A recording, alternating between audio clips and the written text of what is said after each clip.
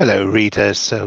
Just wanted to catch up on this latest news coming out of Gore Street Finance. They're just putting it up on the screen here. So perhaps let's put that into full screen page width. There we go. That's a bit better. So the news today that let's start at the top. The news coming out yesterday was the energization of Big Rock. So that's good news. This is a 200 megawatt, 400 megawatt hour. So this is a 2-hour battery. Okay, more on that in a minute. We also get an update. So as at December 31st of 2024, portfolio revenue 37.7, 1083 an hour, bit to 24.5, margin 65. Now that's interesting because when we look at the revenue model, so this is the actuals up to September. So for the 6-month period of up to September, and then prior to that, the 6-month period up to March. So we get a slightly different perspective, and it was interesting because I sort of ran this. In fact, I've gone back over a couple of years just to say, well, for each one of the territories, so Deutschland, Ireland, and I'm lumping Northern Ireland and Republic of Ireland together in, because that's kind of how they report it.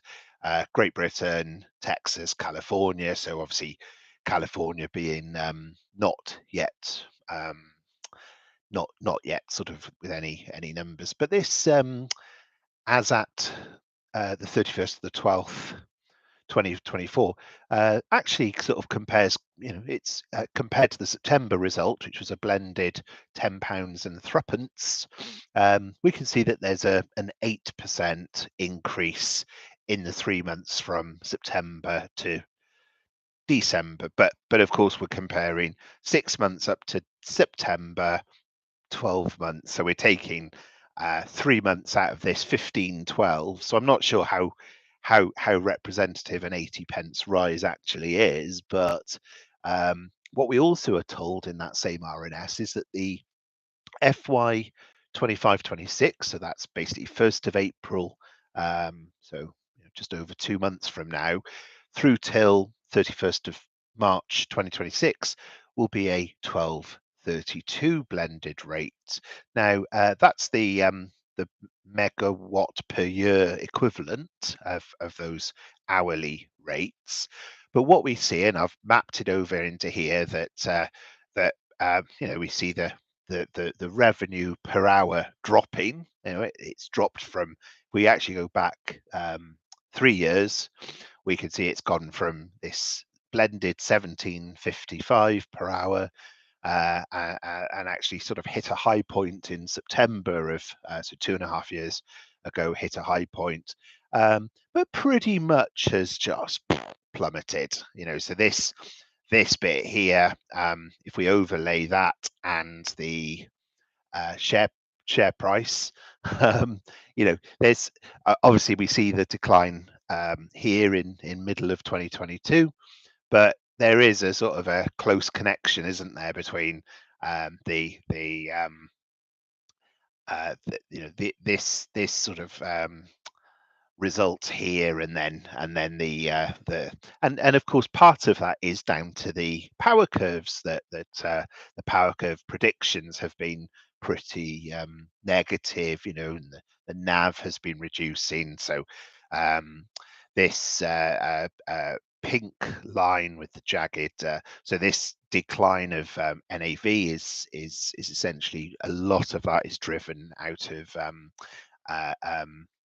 basically drops in the power curve. In fact, I think I even have a chart that covers this, if I'm not mistaken, which is, let's have a think, it's this one here, I think, which is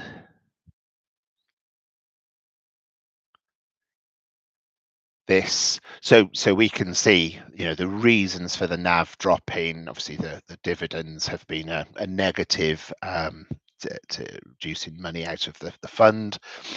This is the cash generation, from the fund, but we see revenue curves, are kind of, quite, I suppose, net negative, and operating expenses and discount rates. So there's been a kind of couple of reasons, behind the, the drop. And I think what's probably most noticeable here is that this, this is what, a 7p drop in revenue curves there. So if we take those numbers, certainly those numbers there, which are the past numbers, we see a net negative of two and a bit pence, and discount rates negative 5p. So these factors, I suppose, are all coming together and overlapping one another. I thought what was very interesting, was I took the power curve prediction from 2023 annual report. And in that annual report, of course, they're making a prediction for how the power prices will be 12 months from when they're writing the report. So there's a, like, how accurate are the numbers 12 months later? And I thought this was hilarious. So when we compare it to the next year's annual report and the blended curve 12 months later, we see the prediction they made for 12 months afterwards. Republic of Ireland is inaccurate by £90 per megawatt year. In other words, we see the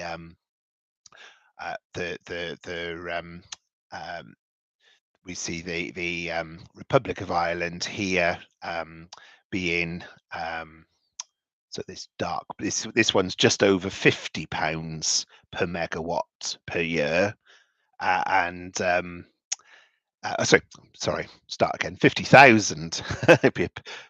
Wouldn't be making much money if we made £50 for a year's worth of electricity per megawatt. That would be pretty. That would be a pretty tough sell. Anyway, but then, back here, look, Republic of Ireland. Obviously, there it was 50, but they said, oh yes, in a year's time it's going to be 140. Was it, heck? So it's, a year later, it's not any higher. It's still at 50, essentially. So that was inaccurate by £90. So what's that? Almost a 200% inaccuracy. GB inaccurate by £50,000 per megawatt year. Germany, £30,000 per megawatt year. Texas, £60,000 per megawatt year. And Northern Ireland was the closest to be inaccurate, and that was only £10,000 inaccurate. But again, what was noticeable was that here we are a year later, and the power prices are massively lower than predicted, massively lower, which it kind of explains the share price being what it is that there's the fund is making barely any money at £10 per megawatt hour. So of course, it's therefore really positive news. So if we move back up to this, it's really positive news that we're seeing compared to the 6-month results, the latest official results. Obviously, this sort of 12-month to 31st of December is a little bit of a curveball because it's not a directly comparable section of time, but certainly this suggests that we've got a 23% increase to revenue. And when you consider that, the costs are not going to be any different, certainly not the overhead costs. I mean, I guess arguably we could say, well, yes, the gross margin, is going to grow to 69% from 65, but the 23% doesn't all fall through to the bottom line. But pretty much most of it does. Most of it does. So really, really positive. I took that as really, really positive. So I mean, let's consider how that translates. So um, for those of you who've watched my videos before, read my articles, you'll kind of know that I've got this model, and it was interesting because, of course, um, two things that I sort of straight away noticed with my prior model. One was that I was sort of doing my yearly totals at the interim and not at the year end, so I swapped them round to sort of March, sort of come up with the March figures.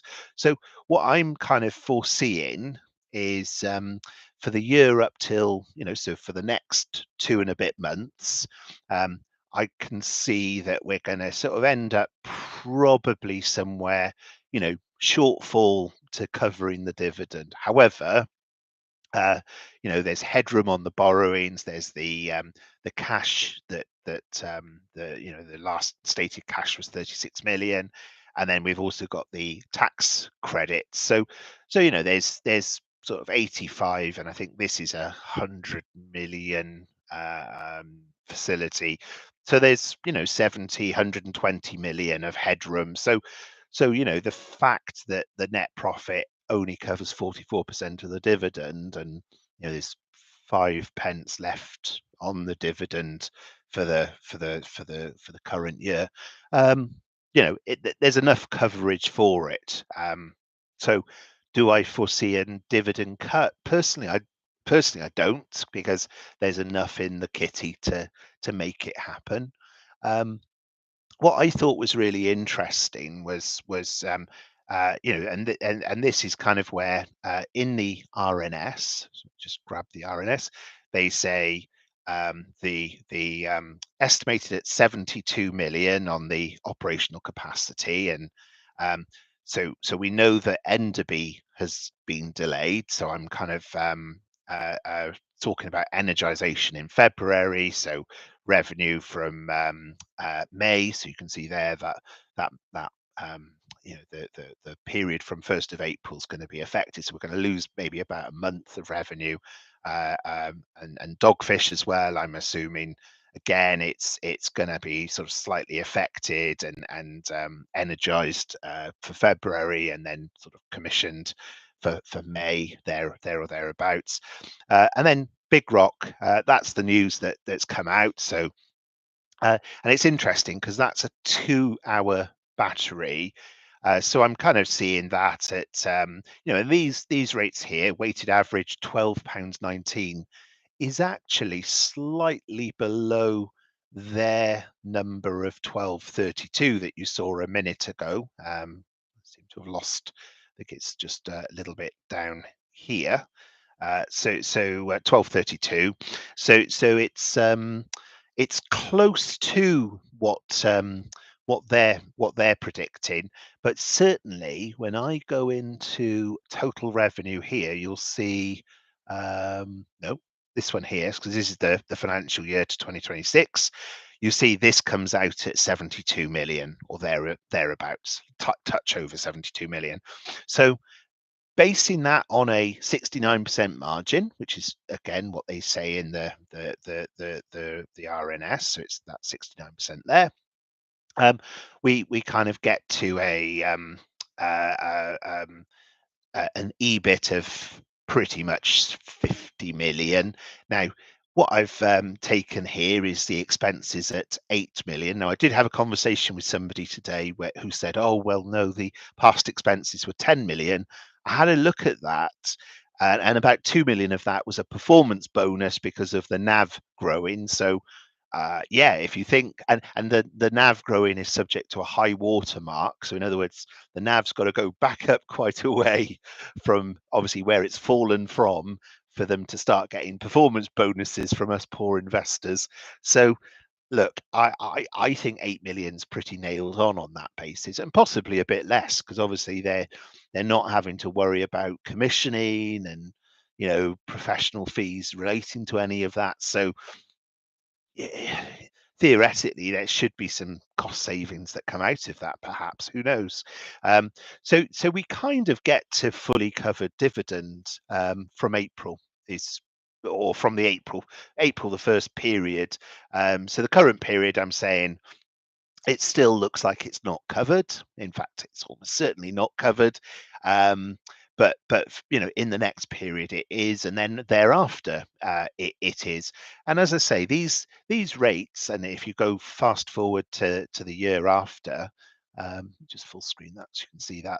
So again, I'm only really sort of using that same 72 million, so I'm not forecasting any particular growth in terms of their performance. So yeah, if anything, this coverage, and this is coverage based upon 7p a year of dividend, feels quite safe to me. Feels quite safe to me. So plus, then you've got the upside of obviously the cash and of the tax credits. So that's all on top. That's all on top. One of the things I did was I sort of said to myself, well, on the basis that upgrading to 2-hour batteries could be a good idea, and let me kind of explore that with you, if I may. So let's just get this back up on screen. One thing that's very noticeable to me, if I look at 1 hour, so right now, 1-hour batteries in the UK are generating 67,000 megawatts per year. Okay, so it's recently been as high as nine. I think it went as up to sort of 70, and yeah, so it's certainly we're seeing a very healthy upwards spike on the 1-hour batteries, but now consider the 2-hour batteries. Huge difference. I mean, you're looking at about a 50% upside on revenue. So have a think about that. If we're swapping out 1-hour batteries for 2-hour batteries, and possibly longer than two, because you can get, as I understand it, 2.5 and other permutations of battery.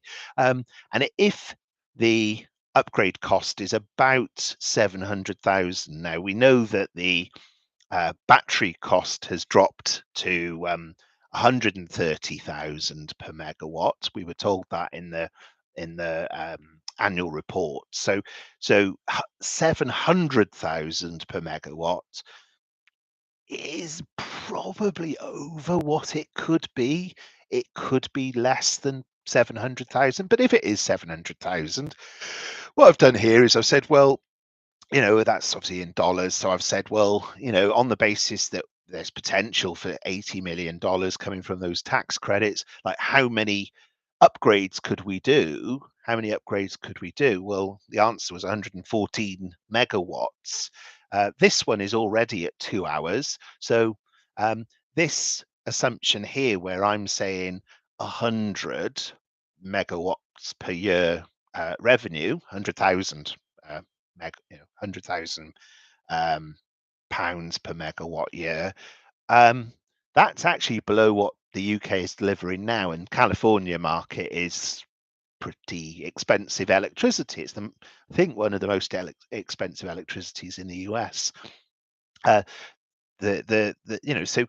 So for the assets and for the areas where there are sort of higher where there's an opportunity, like what sort of difference would that make? So on the the 748, I think it is, megawatts portfolio, well, the that's sort of an upgrade of about that's an upgrade of about one seventh, 1/8, maybe, let's say 1/8, so it's about 12%. But if you're getting a 50% upgrade on 12% of your portfolio, I mean, that's pretty good. That's a 6%. I mean, essentially, what that would feed into, what that could feed into, is is that sort of probably takes that to about 110% coverage. So, or another way of looking at it is that it kind of generates spare cash. It generates, and that's kind of the one thing that I've kind of noticed is it like, okay, it can pay 7 pence dividends a year, which, if you're buying Gore Street today at 48p, I mean, 7 pence is, that's a fantastic return, isn't it? I mean, let's kind of do the math. You're looking at 14.6% return, dividend return.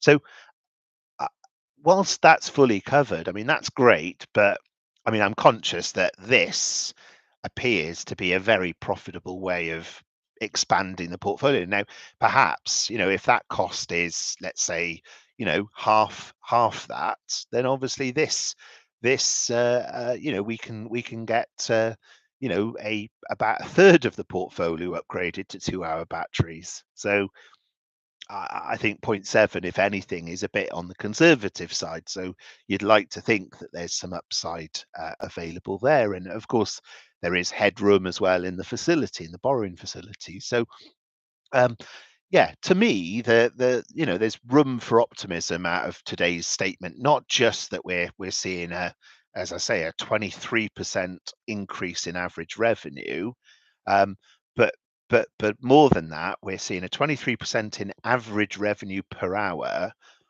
multiplied by the new capacity that's coming online, which of course is, we've got 400 megawatt hours there. So these 200 megawatts are 2-hour batteries. We've got these here. So we're looking at 532 megawatt hours worth of extra capacity. So pretty good, pretty good. So we're getting 23% extra on um, 500 megawatt hours, which and obviously these are megawatts, but the past capacity was 371. So you're getting pretty much more than a doubling of megawatt hours of power at a 23% higher rate. So yeah, look, I kind of took the news to be really positive. Obviously, the market didn't. The share price I think today has dropped 2% on the news of that people are going to get a fully covered dividend yielding 14.5%. I mean, that's just that's nothing to celebrate, is it? And I suppose there's a couple of other upsides as well. I mean, and I think I've covered these before, but just to reiterate that there's half a gigawatt of um, uh, um, pre-construction assets that the firm also own. Yeah, so there's a few reasons for optimism, and I thought as well the 19% outperformance to the so just sort of move through the rest of this article. The 19% outperformance compared to the 1 hour the 1 hour benchmark, I thought was really positive. So this and obviously it's early days. I mean, this is based on what, 6 weeks of data or something. So maybe this 19% isn't permanent or a differentiator. But again, if we're seeing on a permanent basis 23% higher rates and then 19% better performance on top of those rates, I mean, we're then into like 45% increase. And interestingly, 45% would take you kind of back to the, what, if I can call them, the good old days of 2022 23, where we would be back close to £15 or so per megawatt hour blended rate. That there's that there's also that consideration. So positive to see this. I guess the jury's out on this one, but clearly the fact that the assets that were being managed this way under the GSET being the trading company that they've set up, that you can see the difference is 19%. So yeah, I think that kind of brings me to the end of this just little coverage that I was going to do. I mean, there was a negative that the Enderby asset, which was supposed to go live in November, is now going to go live in February, hopefully, and then fully commissioned by probably May. So that's a disappointment, but it's 57 megawatts. So uh, at least it wasn't dogfish. At least it wasn't, like the news could have been worse, I guess we could say. So, um, and actually, the silver lining maybe is that with National Grid kind of facing difficulties, I'm trying to be polite, facing difficulties getting new sites online. Um, given that there's obviously a very strong build out of renewables in the UK, as we all know, and in Great Britain, as we all know, that's a positive for the incumbent BES suppliers, including GSF, because they're not facing stiff competition from other best competitors. So I don't know. You can look at it both ways. So, silver lining on that cloud. Anyway, that's enough from me. Hope that's been a useful update, and cheerio for now. Cheerio.